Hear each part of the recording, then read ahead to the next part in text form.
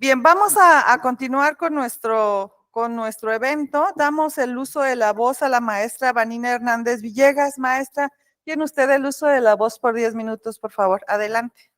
Muchas gracias y muy buenas tardes. Gracias por la invitación al Colegio de Abogadas de Michoacán y en especial a la Facultad de Derecho en la División de Posgrado por la oportunidad de abordar un tema de vital importancia para nuestra democracia y el Estado de Derecho en México. Es un honor para mí estar aquí con ustedes en esta que fue y es mi casa de estudios de la licenciatura.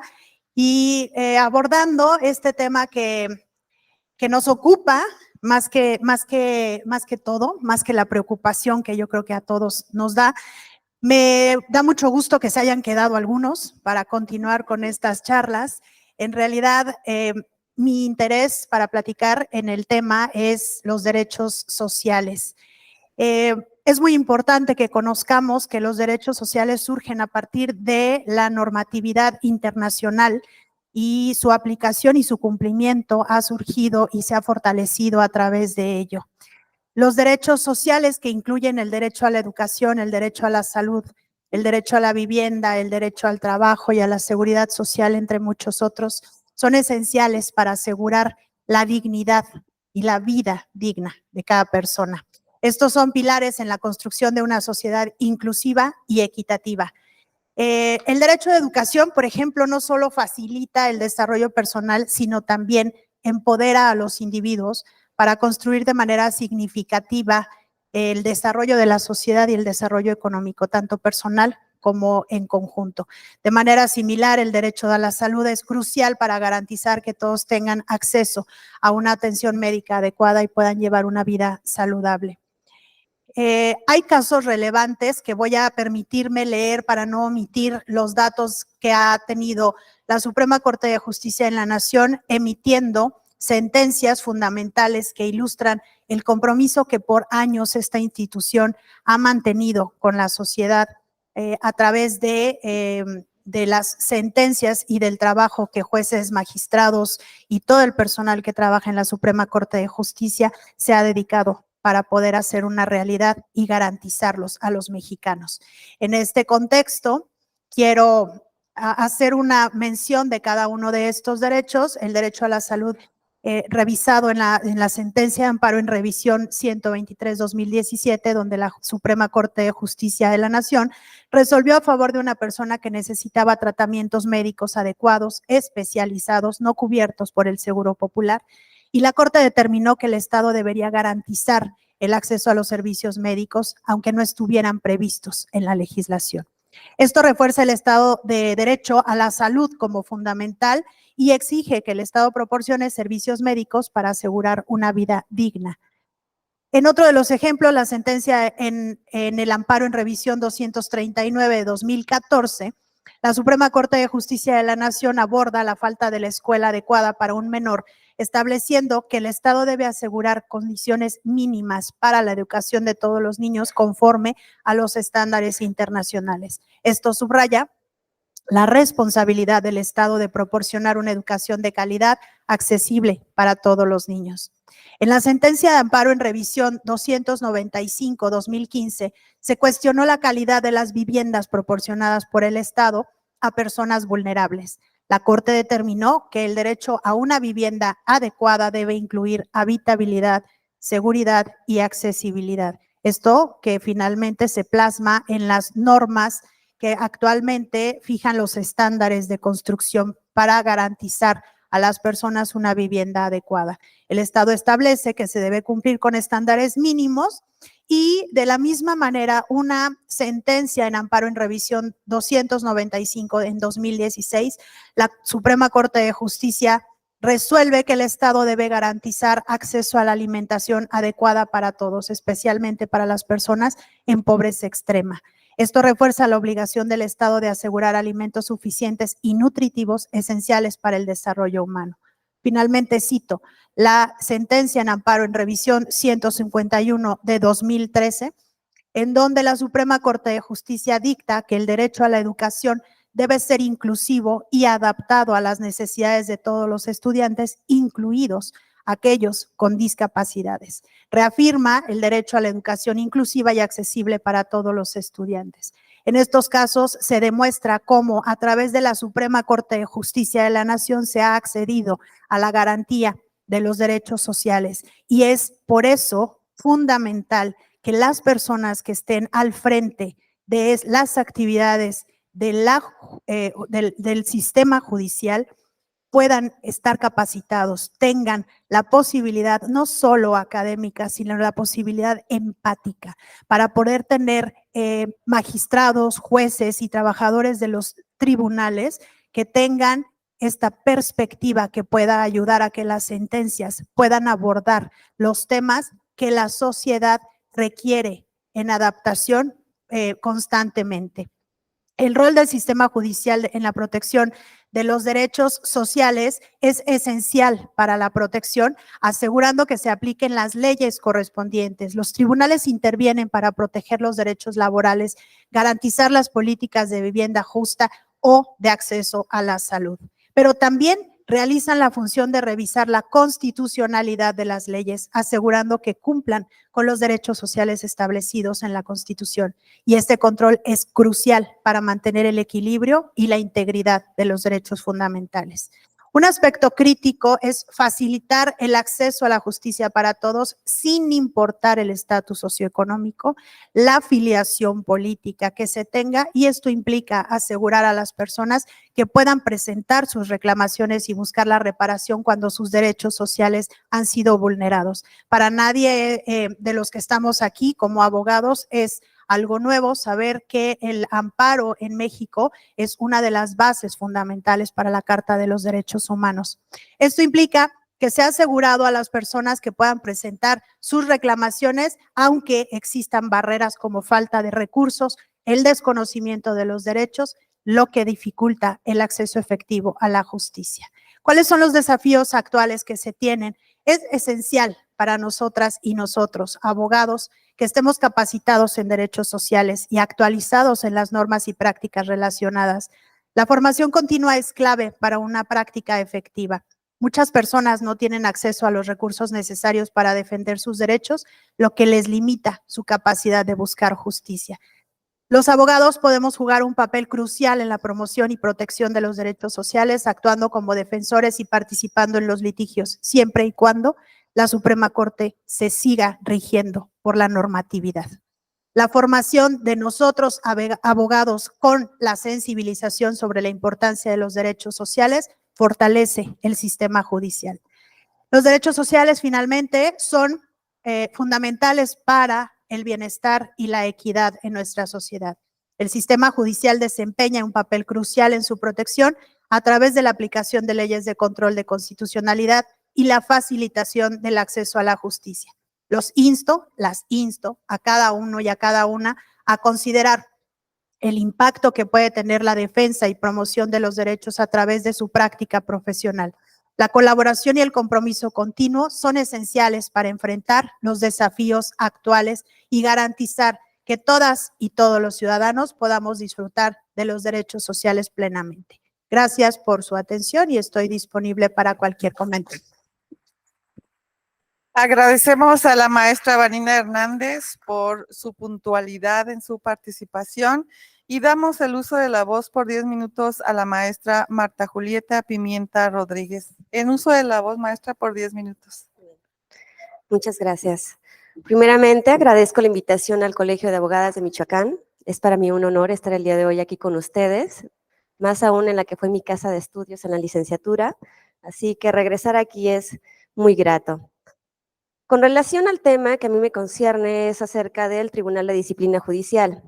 Y al respecto menciono que es tarea preponderante en un Estado de Derecho vigilar la conducta de los servidores públicos que participan en los mismos. Y es que esta conducta se adecua principalmente a ciertos principios éticos. En el caso del Poder Judicial, esos principios éticos, por mencionar algunos, son el de independencia, imparcialidad, objetividad, profesionalismo y excelencia. Con relación a ellos mencionaré específicamente los dos primeros, el de imparcialidad y el de independencia. Y con relación al de independencia, es la actitud que debe tener el juzgador de tomar sus decisiones libre de cualquier presión externa, llámese de índole política, económica, social, y también libre de cualquier presión interna, es decir, proveniente de los propios servidores públicos del Poder Judicial. Y con relación al de imparcialidad, es que cuando tome sus decisiones lo haga sin privilegiar a alguna de las partes y desde luego rechazando cualquier dádiva proveniente de alguna de ellas. Pero para tal efecto, tiene que haber órganos disciplinarios que vigilen que esa conducta se cumpla, ¿sí? Y desde luego sancionar si ello no es así. Para tal efecto, existe, por ejemplo, en la Administración Pública Federal, los órganos que se les llaman órganos internos de control, y en el caso del Poder Judicial Federal en concreto, tenemos al Consejo de la Judicatura Federal. Este consejo, les voy a platicar un poco el contexto de cómo surgió. Resulta que principalmente nació a partir de la reforma de 1994, porque antes de ello existían 26 ministros que se dividían el país, según lo estuve investigando, en zonas. Y en esas zonas elegían básicamente a las personas que querían que laboraran con ellos, afines a ellos mismos, ¿no? Entonces había mucho tráfico de influencias, nepotismo, entre otras cosas. Pero ahora con la reforma al Poder Judicial, justamente son una de las cosas que se pretenden atacar, según se desprende de la exposición de motivos. Y es que se dice, lo que ha imperado es la falta de justicia que ha padecido nuestro país ante una ausencia de una verdadera independencia de las instituciones encargadas de impartirlo. Y aquí una primera pregunta. ¿Ustedes creen que si esos jueces, juezas, magistrados y magistrados son propuestos por el Poder Legislativo y el Poder Ejecutivo, lograremos esa independencia? Lo pongo sobre la mesa, ¿ok? Continuando con la exposición de motivos, refieren que hay cosas que, insisto, pretenden combatir, como es las demoras injustificadas y el rezago y atención y conclusión de los juicios. ¿Okay? De ahí que den paso del Consejo de la Judicatura Federal al Tribunal de Disciplina Judicial. Y aquí hay dos cosas que yo quiero puntualizar. La primera es que en esta exposición de motivos no se hace alusión a que, por un lado, los esfuerzos que ha hecho el Consejo de la Judicatura Federal para hacer exámenes abiertos al público en general que desee ingresar a algún puesto. Esto es bastante bueno, ha ido mejorando muchísimo el perfil de las personas que ingresan al Poder Judicial, perdón. El segundo punto es que tampoco analizan las causas de los rezagos de los juicios. Muchas veces se debe, en una parte, a lo que externan cada una de las partes, pero también a las pruebas que están ofreciendo. Si son pruebas periciales, todos sabemos que va a demorar un poco más porque necesitan un mayor énfasis en su desahogo, ¿sí? También no es para nada desconocido la carga de trabajo que tienen los juzgados de distrito y que incluso están sobrados de trabajo y hay muy poco recurso humano. Entonces son causas que no se analizan y que creo deberían de ser vistas para efectos de lograr lo que se está proponiendo con la reforma, ¿no?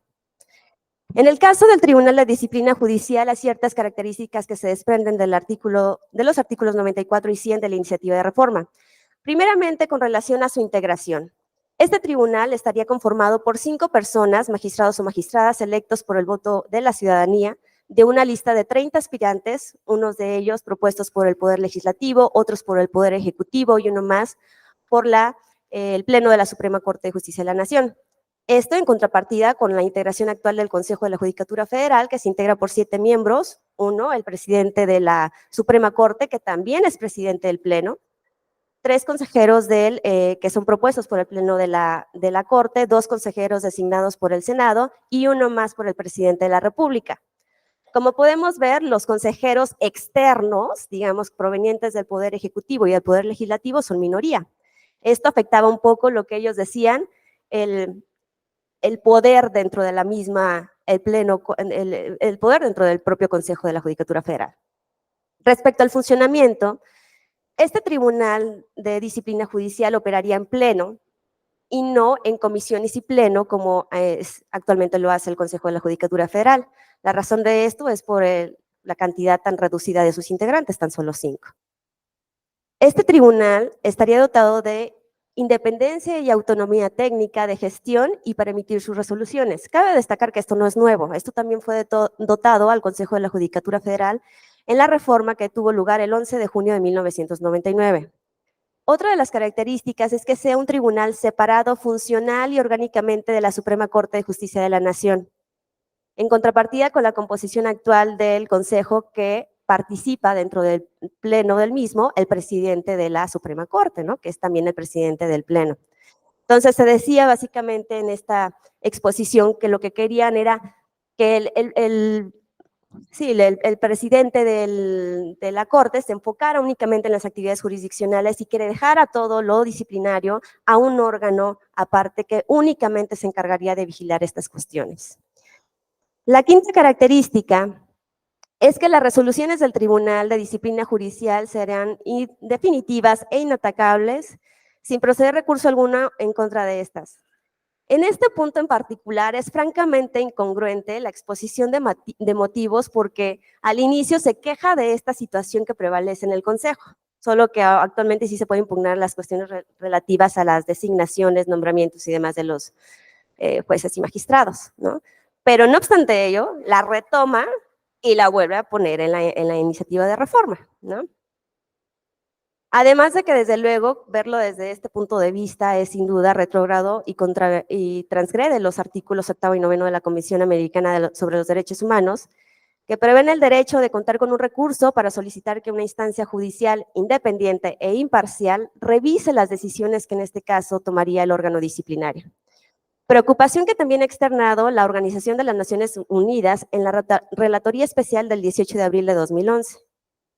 Otra de las características es con relación a las facultades que se dotan al Tribunal de Disciplina Judicial, las cuales son para recibir denuncias, investigar conductas y sancionar a los servidores públicos del Poder Judicial que, entre otras cosas, no cumplan con los principios de ética, pero dice aquí, privilegiando la justicia y el interés colectivo, y subrayo esto último, el interés colectivo. Con relación a ello, en las páginas 82 y 83 de la iniciativa se indica que se sancionará a las personas servidoras públicas que incurran en actos u omisiones contrarias a la ley, al interés público o a la adecuada administración de justicia. Esto último ha sido materia de debate en todos los foros y todos los han destacado, porque dicen, ¿cómo es posible que un órgano disciplinario vaya a determinar si las decisiones tomadas por un juez, un magistrado, una magistrada son correctas o no? Esto es totalmente ajeno a la naturaleza de un órgano disciplinario, ¿no? Y de hecho, sobre el mismo tema se ha pronunciado la Corte Interamericana de Derechos Humanos en el caso Apitz Barbera contra Venezuela, al considerar que los jueces no pueden ser destituidos únicamente debido a que su decisión fue revocada mediante una apelación o revisión de un órgano judicial. En el mismo sentido, el Comité de Derechos Humanos del Pacto de Derechos Civiles y Políticos, cito textual, señaló que los jueces podrán ser destituidos únicamente por razones graves de mala conducta o incompetencia, de conformidad con procedimientos equitativos que garanticen la objetividad y la imparcialidad establecidos en la Constitución y la ley. Dice, la destitución de jueces por el Poder Ejecutivo, por ejemplo, antes de la expiración del mandato para el que fueron nombrados, sin que se les dé ninguna razón concreta y sin que dispongan de una protección judicial efectiva para impugnar la destitución, es incompatible con la independencia del Poder Judicial. También señala, esto también se aplica, por ejemplo, a la destitución por el Poder Ejecutivo de jueces presuntamente corruptos sin que se siga ninguno de los procedimientos establecidos en la ley. La pregunta de cierre sería, ¿la problemática que se pretende abatir con la creación del Tribunal de Disciplina Judicial se lograría con lo que se propone en la iniciativa de reforma? Me gustaría mucho saber su opinión en algún momento. Gracias. Muchas gracias, maestra. Muy amable. Damos el uso de la voz a la licenciada Ana Brasilia Espino Pandora. Adelante, maestra, 10 minutos. Gracias. Muy buenas tardes ya a todas y todos. Gracias por la oportunidad de estar en este foro de especialistas, de poder compartir mesa con grandes juristas, académicos, académicas, Y por supuesto al Colegio de Abogadas de Michoacán. Muchísimas gracias. Una asociación civil con extraordinarias profesionistas, con larga trayectoria y sobre todo interesadas en los temas públicos y los temas de nuestra sociedad. Miren, yo dividí en 3 partes mi exposición. La primera, reflexionar de manera introductoria para contextualizar en el momento en el que estamos y, por supuesto, terminar con unas conclusiones. Sin embargo, como lo decía el juez Salvador, que creo que ya no lo veo por aquí, bueno, ya se ha dicho mucho de los temas que me tocaron reflexionar y yo trataré de enfocarme y espero que no sea recurrente solamente en algunas cuestiones específicas que creo que no se tocaron para dar paso a mis conclusiones. Y así quisiera hacer una reseña muy rápida del contexto histórico de lo que ha sido el sistema de justicia mexicano. A lo largo de 3 siglos ha presentado importantes cambios encaminados a mejorar la forma de impartir justicia. 3 siglos. Lo que tenemos el día de hoy no es una ocurrencia ni es una coyuntura de una sociedad en cambio. Es producto de luchas sociales precisamente encaminadas a tener una nación independiente, una división de poderes, un sistema político mexicano en el que nos encontramos ahorita y, por supuesto, todo en beneficio de la sociedad mexicana. Después de consumada la independencia en nuestro país a principios del siglo XIX, en materia de justicia se llevaron a cabo diversos mecanismos que coadyuvaron a la creación y consolidación del sistema de justicia mexicano. Quisiera hacer referencia, porque además estamos en Michoacán. Michoacán ha aportado extraordinarios juristas y, por supuesto, herramientas para tener la nación en la que nos encontramos a nuestra patria. Y me quiero referir a los sentimientos de la nación de José María Morelos. Desde ahí me voy, en donde se plasmó la esencia de la lucha de independencia, una nación soberana, independiente, con división de poderes, el ejecutivo, el legislativo y el judicial. También plasma la necesidad de crear leyes generales que amparen sin excepción y para que se dicten tienen que discutirse en el Congreso y decidirse a pluralidad, parte de los sentimientos de la nación. Y llegamos a 1814, donde se promulga la Constitución de Apatzingán. Ahí se instituyó nuevamente de una manera un poco más perfeccionada la división de poderes, en donde se establece que no deben de ejercerse ni por una sola persona, ni por una sola corporación. Tienen que ser autónomos e independientes. Y se emplearían mecanismos para la organización y forma de aplicar las normas que condujeran al orden social. Y bueno, no seguimos pasando por Michoacán en este tema tan importantísimo a nivel nacional. Y bueno, pues me voy precisamente con otro destacado michoacano, Melchor Ocampo. Respondiendo a los planteamientos del liberalismo juarista, plasmó importante teoría en las leyes de reforma de 1856, que además, dicho sea de paso, se aportó gran parte del texto a la Constitución del 5 de febrero de 1857, en donde ya se garantizan de manera plena los derechos del hombre y se sientan las bases del Poder Judicial Federal.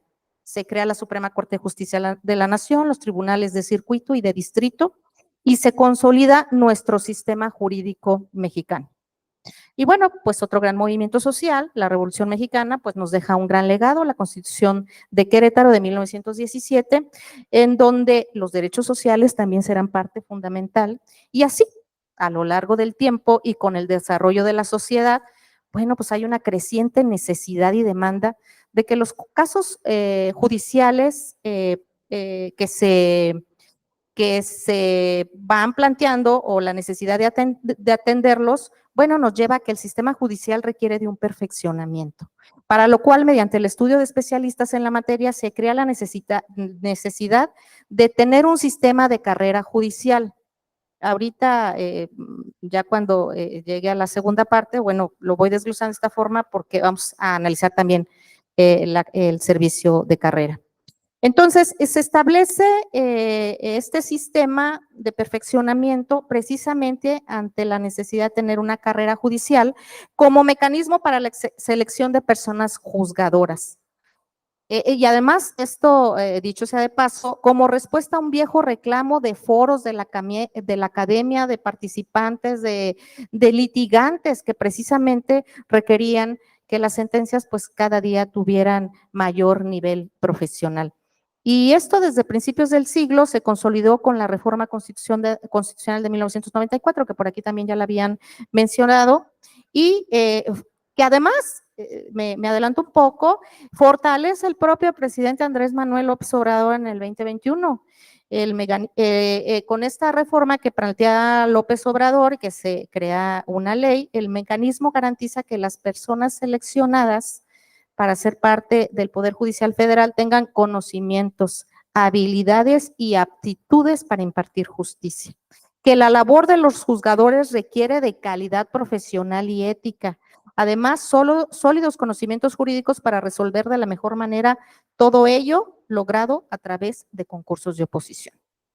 Y el tamaño del problema en el cual estamos con esta iniciativa de ley, pues es grande. Miren, el Poder Judicial de la Federación, de acuerdo al Censo Nacional de Impartición de Justicia Federal en 2023, pues está integrado por 932 órganos jurisdiccionales, salvo por la Suprema Corte de Justicia y por el Tribunal Electoral del Poder Judicial de la Federación, en donde además laboran 1,580 titulares de órganos jurisdiccionales entre jueces, juezas, magistrados y magistradas. Tenemos una Suprema Corte donde trabaja en pleno en 2 salas con 32 órganos o unidades administrativas, un tribunal electoral del Poder Judicial de la Federación que trabaja en una sala superior, 5 regionales y desde luego un órgano especializado en 31 unidades administrativas. El Consejo de la Judicatura Federal además cuenta con 270 tribunales colegiados de circuito, 25 tribunales unitarios, 39 tribunales colegiados, 447 juzgados de distrito, 42 centros de justicia, un centro nacional de justicia, 128 tribunales laborales y 5 plenos regionales, y más los que falten porque no está actualizada la información al día de hoy. Entonces, así tenemos que bueno, y aparte los poderes judiciales estatales, 5,315 órganos, 73,000 personas, servidoras públicas, órganos de primera instancia, de segunda, ejecución de sentencias, órganos de primera instancia y ejecución de sentencias, y bueno, así, el número es inmenso. El planteamiento de la reforma es integral, hasta donde ha dicho el presidente de la República, va a llegar la reforma a los estados. Y quiero decir lo siguiente, siendo uno de los poderes de la nación, el judicial representa el verdadero equilibrio respecto del ejecutivo y del legislativo, ya que garantiza la salvaguarda del Estado de Derecho, de los derechos civiles y políticos del ciudadano y soberanía de nuestra nación. Por ello, cobra gran relevancia la defensa del mismo, de su autonomía e independencia respecto a los otros dos. Someterlo a una reforma en donde se comprometan sus principios pone en riesgo su eficiencia, su eficacia y además, algo muy importante, trae como consecuencia resultados negativos que impactarán directamente a los ciudadanos de nuestro país por las resoluciones que se puedan emitir que no vayan cargadas de este profesionalismo que se requiere. Por ello es que, bueno, hacemos las siguientes reflexiones de manera muy breve, porque creo que ya nada más me faltan 3 minutos, y análisis en torno al Consejo de la Judicatura como órgano de administración judicial, vigilancia, administración y carrera judicial. Miren, el órgano de administración, ustedes lo conocen, es el Consejo de la Judicatura Federal, pero que tiene básicamente bueno, está encargado de la administración, vigilancia, disciplina y carrera judicial del Poder Judicial de la Federación, con excepción de la Suprema Corte de Justicia y del Tribunal Electoral. El Consejo de la Judicatura es un órgano del Poder Judicial de la Federación dotado de independencia técnica y de gestión, integrado, bueno, ya conocemos la integración, lo voy a omitir, pero bueno, respecto de esta iniciativa de reforma, el presidente pretende en ella crear a diferencia de cómo está funcionando actualmente, un órgano de administración judicial en donde centraliza la toma de las decisiones respecto del presupuesto del Poder Judicial. No nada más respecto a otras circunstancias, sino respecto al presupuesto. Pues ya se imaginarán lo que esto implica. Antes el Poder Judicial presentaba su propio Cerramos, maestra, presupuesto. por favor. Y bueno, así trae otros temas como de administración, carrera judicial, y ya solamente me limitaré a mis conclusiones diciendo lo siguiente. En este contexto, cualquier intento de reforma o política judicial debe necesariamente considerar sus posibles impactos de operación cotidiana de los órganos jurisdiccionales y de acceso a la justicia de las personas. Una modificación que no sea debidamente planteada y ejecutada puede agravar y comprometer los miles de casos que están sujetos a la jurisdicción de los jueces y de las juezas. La eliminación del Consejo de la Judicatura y sus órganos de administración, además, pues comprometen la independencia y la autonomía. Paradójicamente, en el 2021 el presidente, pues precisamente hace una reforma en donde el sistema era aparentemente más justo, más moderno, más eficaz, más eficiente y con capacidad de atención ante la carga de trabajo. Bueno, hoy el planteamiento es diferente. Y como se hace referencia desde la introducción, le ha costado a nuestra nación 3 siglos estar en donde nos encontramos para poder consolidar un poder judicial acorde a las necesidades de una sociedad en constante evolución. El problema de fondo que advierto en la iniciativa presentada por el Ejecutivo es el rompimiento con nuestros preceptos constitucionales, como aquí ya se dijo. Vida democrática y el sistema político mexicano, por lo que corresponde a conservar la división de poderes y la autonomía e independencia del Poder Judicial. Y ante tal injerencia e intervención, Maestra. la vigencia de nuestros derechos pues termina en manos de agentes de ocasión y no de estudiosos del derecho. Muchas gracias. Agradecemos a la maestra su intervención y bueno, después de la brillante intervención de nuestras abogadas, damos el uso de la voz al magistrado Darío Carlos Contreras. Está en uso de la voz, magistrado, adelante, por 10 minutos, por favor. Muchas gracias. En principio, muchas gracias a esta universidad por la invitación. Para mí es muy importante, yo no soy michoacano de nacimiento, pero ahora ya empiezo a tatuarme el amor a este estado. Por principio de cuentas, anunciarles que me aprovecharé de la oportunidad de haber participado en la segunda fase del día de hoy, porque ya escuché prácticamente todo lo que yo pensaba decir. Y a fin de no ser una repetición y repetición de lo mismo, les daré una opinión totalmente personal y desde la óptica de un mexicano. Entre los temas más discutidos en torno a esta reforma es la llamada carrera judicial. Y es que la carrera judicial no es una ocurrencia nada más. Para entrar en contexto y explicar un poco de dónde esta figura, habrá que hacer un poco memoria a un poco más de 30 años antes de la reforma del 94 con la creación del Consejo, cuando los titulares, jueces de distrito y magistrados de circuito eran nombrados por decisión de los integrantes del Pleno de la Suprema Corte de Justicia de la Nación, de los ministros mediante un sistema de turnos. Y lo explico brevemente. Cuando al interior de la República había una plaza vacante de juez de distrito o magistrado, de acuerdo a un sistema aleatorio de turnos, cada ministro iba designando o proponiendo a una persona, esencialmente a uno de sus secretarios de estudio y cuenta. Se sometía a votación del Pleno y la verdad es que en una votación de no agresión, tú apruebas a mi candidato y yo apruebo el tuyo y así sea. Esa era la forma en que se seleccionaba.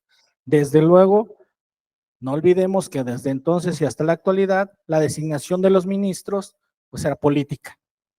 De manera que de alguna forma los jueces y magistrados pues eran producto también de la política, de manera indirecta, pero así era. Fue que surge la reforma del 94 y con ello la creación del Consejo de la Judicatura y con ello también la creación del entonces Instituto de la Judicatura.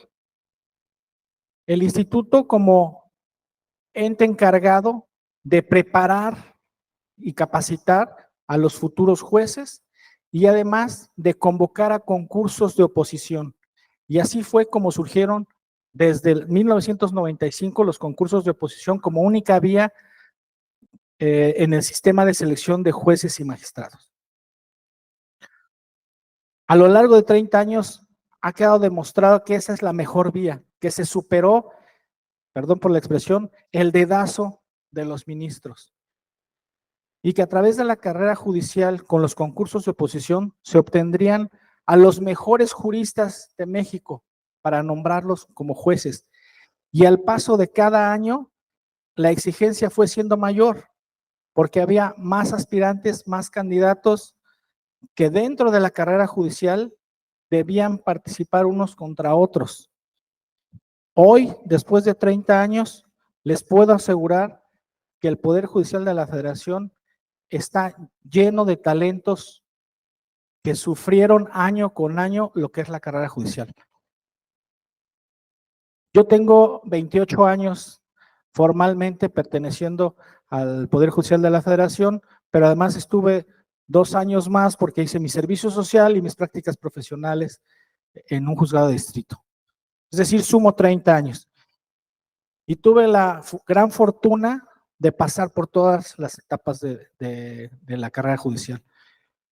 Fui prestador de servicio, les decía, mi primer nombramiento formal fue en el 96 como oficial de servicio y mantenimiento.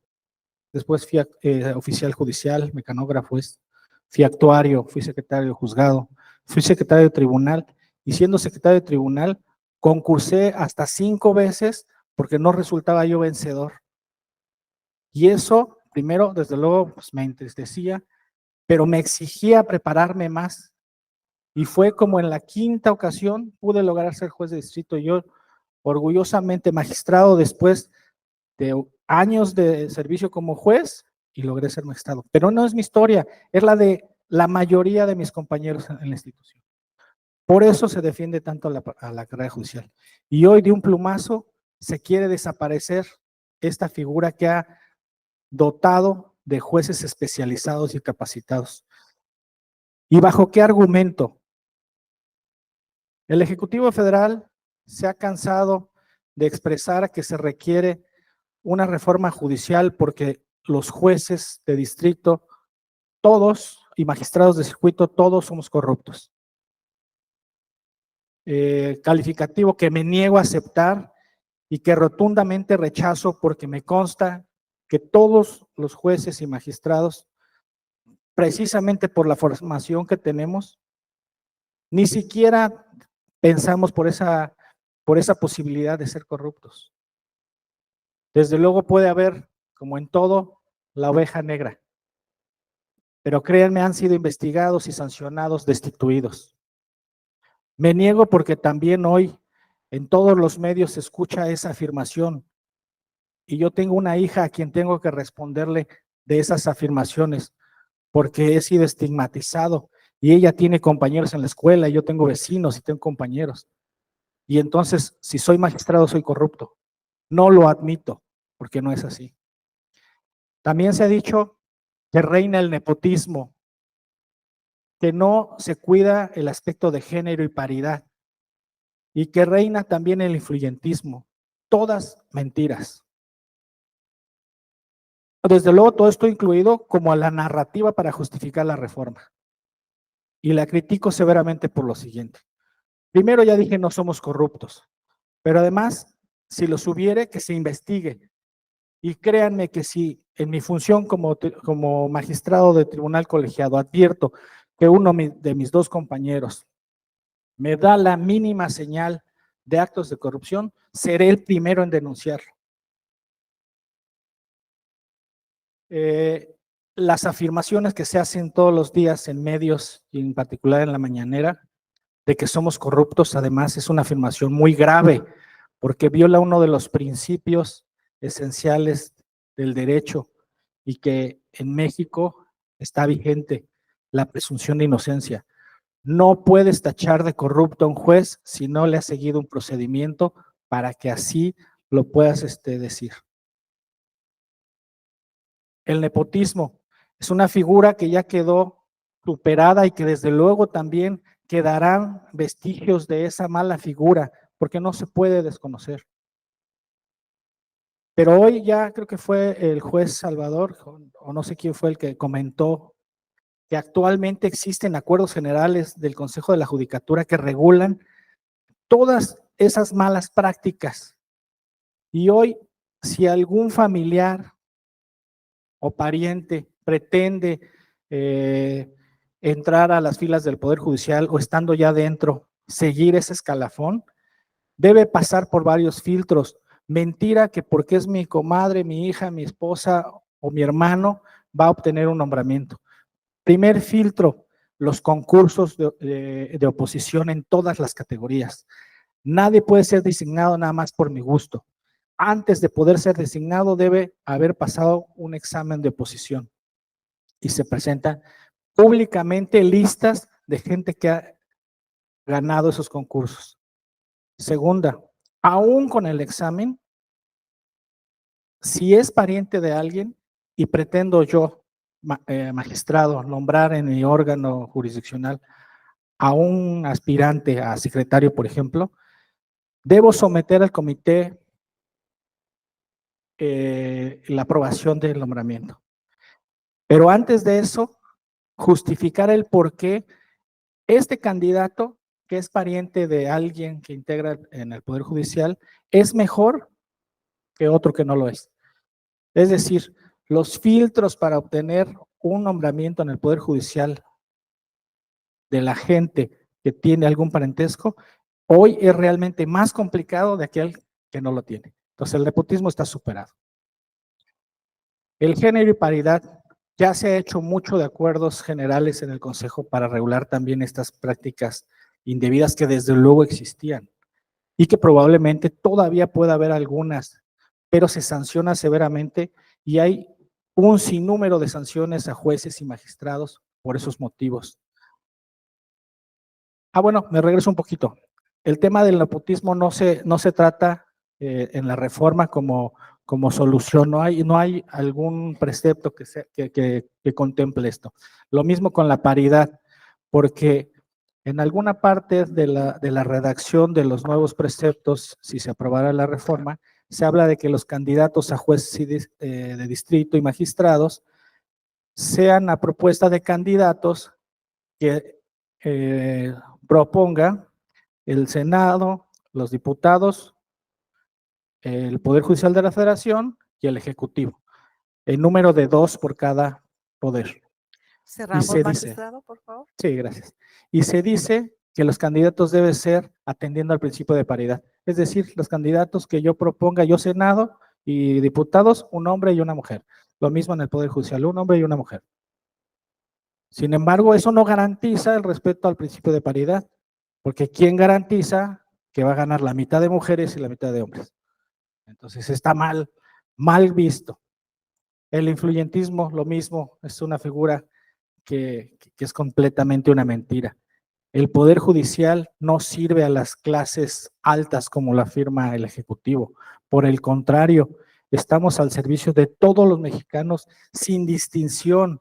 Aquí no hay esa clasificación de fifís y de chairos. Aquí todos tenemos acceso al Poder Judicial de la Federación. Y no se olvide, el Poder Judicial de la Federación, en ejercicio de su facultad como órgano constitucional a través de los medios de control constitucional, empieza su actividad cuando otra autoridad del Estado es arbitraria. Nosotros, por definición, a través del juicio de amparo y los demás medios de control constitucional, no resolvemos controversias entre particulares, de manera que no damos preferencia al rico sobre el pobre. El juicio de amparo, como los demás medios de control, son en contra de autoridades del Estado. Así que qué mejor prueba de que el Poder Judicial de la Federación nació y seguirá existiendo para defender a nuestro México. Muchas gracias. Magistrado. Muchas gracias, magistrado. Despedimos a esta mesa.